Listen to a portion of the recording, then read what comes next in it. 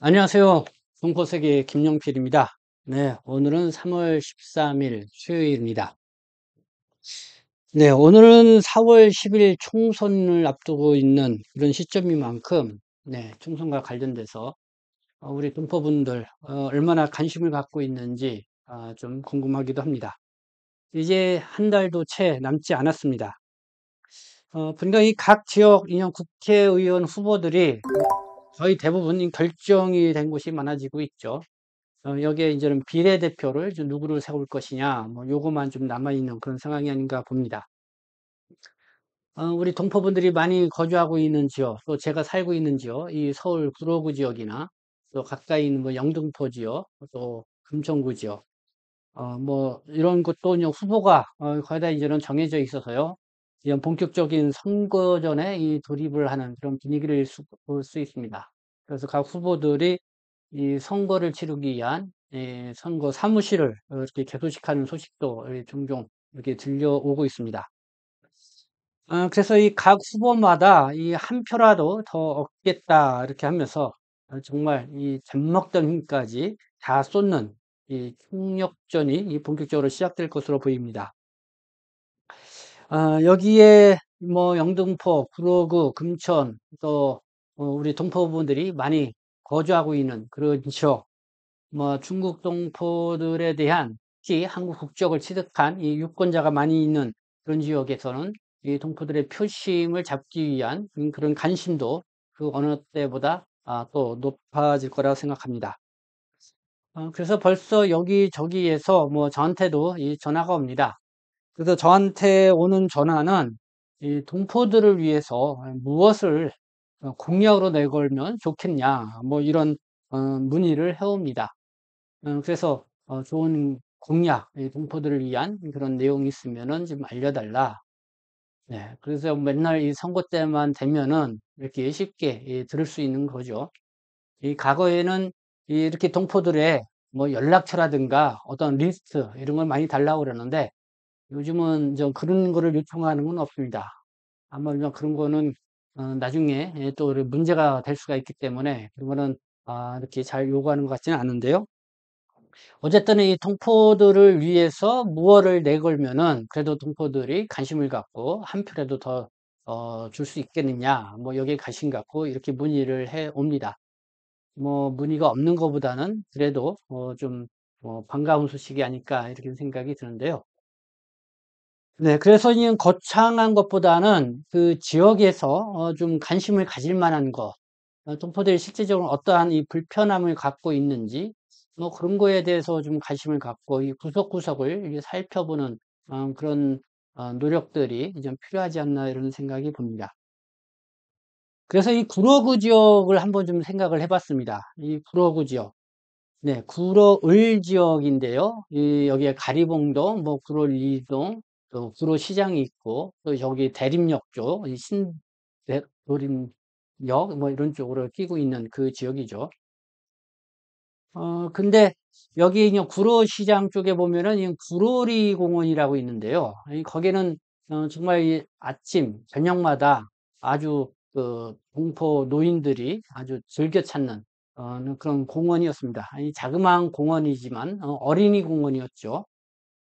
근데 보니까 언젠가부턴가 거기에 이 노인들이 접근을 못하게 이 펜스, 그냥 울타리를 쳐놓고 아이들만 들어갈 수 있거나 아니면 아이를 동반한 사람들만 들어가서 놀 수 있는 그런 게 이제는 이렇게 관리를 하고 있었습니다. 그래서 왜 이 노인들은 그 못 들어가냐? 거기 이제 못 들어가게 하니까 그 주변에 그렇게는 공원 주변에서 뭐라 할까요? 이렇게 앉아서 뭐 장기 놀기도 하고 서성하기도 하고 좀 그런 노인들을 볼 수가 있는데 근데 그게 명색이 그냥 어린이 공원이었지만은 요즘은 각종 이런 민원들이 많이 들어왔다는 것입니다.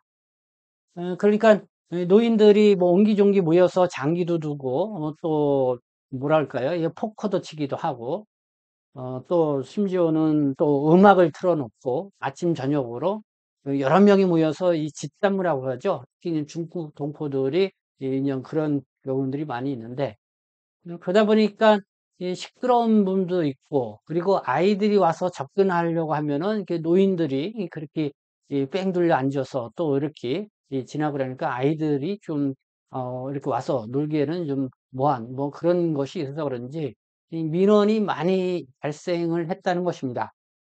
그래서 결국은 이 구청에서 이 특단의 조치로 울타리를 치고 완전히 새롭게 이 공원을 조성을 해서 어린이들만 들어가거나 또 어린이를 동반한 어른들이 들어갈 수 있는 그런 공원으로 만들어 놨다는 것이죠. 네, 그래서 이거에 대해서 좀 불만들이 있는 거죠. 특히 노인들이요. 우리 노인들 특히 우리 중국에서 오신 뭐 한국 국적으로 기여하신 분들도 있고 그렇지 않은 분들도 있는데 왜냐면은 어린이 그 공원이긴 하지만은 그 공원에서 그래도 모여서 좀 쉬기도 하고 또 담소도 나누기도 하고 또 여러 가지 오락도 즐기고 그랬었는데 그런 공간마저 또 없다 보니까 이제 갈 곳이 없는 거죠. 그러다 보니까 좀 문제가 여기에서 불만이 이렇게 터지고 있다 이런 겁니다. 그래서 이 구로구에서 이 활동하고 있는 의원들 이 문제를 어떻게 할 건가? 이 민원은 많다고 하는데 이거를 또 동포뿐만 아니라 노인들의 표심을 생각을 해서 이거를 어떻게 슬그럽게 풀어나갈 수 있는 그런 방법을 고안해 내야 되지 않냐? 그래서 아마 좀 그 구로구에서는 이 구로리 이 어린이 공원을 개방을 노인들에게 어떻게 다시 어떤 방식으로 할 것이냐? 아니면은 이 공원을 이제는 못 들어가니까요. 이걸 그거를 빼앗겼다 그럴까요? 그러면은 노인들을 위한 또 대안으로서 어떤 뭐 쉼터라든가 아니면 함께 모여서 오락을 좀 즐길 수 있는 뭐 그런 장소를 어떻게 좀 만들어 줄 수 있겠는가? 네, 공간이 충분하면 좋겠는데 뭐 구로구 지역이나 이렇게 보면은 공원이 참 없죠. 그러다 보니까 아마 좀 이런 문제가 좀 발생한 것 같습니다. 그래서 이 구로리 어린이 공원이 좀 지역 현안으로 떠오르고 있다는 것을 알 수가 있습니다. 그래서 지금은 구로구청장이 국민의힘 소속이죠. 그러니까 아무래도 이 국민의힘 쪽의 의원이 더 여기에 대한 관심을 기울이는 것 같습니다. 이 문제를 어떻게 풀어갈 것인가, 뭐 그런 거예요. 그래서 한번 좀 그 지역 현안으로 이 구로구의 이 표정을 한번 좀 생각을 해봤고요. 두 번째는 저는 영등포구 얘기입니다. 영등포구 대림동. 대림동 하면은 뭐 중국 동포들의 중심지와 같은 지역이고, 그래도 이 동포들이 가장 많이 거주하고 있는 지역이고 상업적으로 발달된 그런 지역이죠. 근데 요즘 오늘도 제가 좀 대림동에 가서 들은 거로는 대림동 상권이 상당히 어려움이 처해 있다. 그냥 경제적으로 지금 뭐 물가도 많이 올라가 있고요.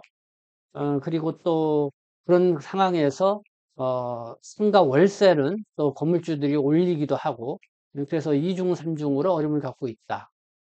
거기에다가 또 이 중국인 그 주방장들 지금 월 인건비가 뭐 350에서 400만 원이라고 하는데요.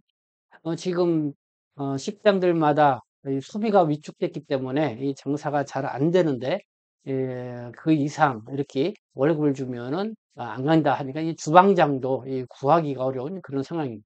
그래서 이 식당들이 결국은 재정난으로 이렇게 앞에 임대합니다를 붙이고 내놓은 그런 식당들이 눈에 많이 띈다 이런 얘기를 들을 수가 있습니다.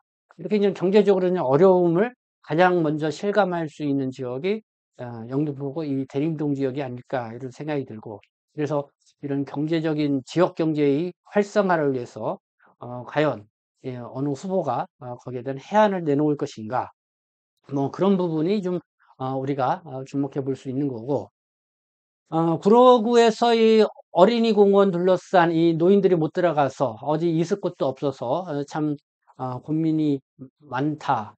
근데 이제 구로구 같은 경우는 이 동포들만이 찾아갈 수 우정할 수 있는 그러니까 뭐랄까요? 경로당이라 할까요? 이 동포 경로당이 한 세 곳이 됩니다. 그래도.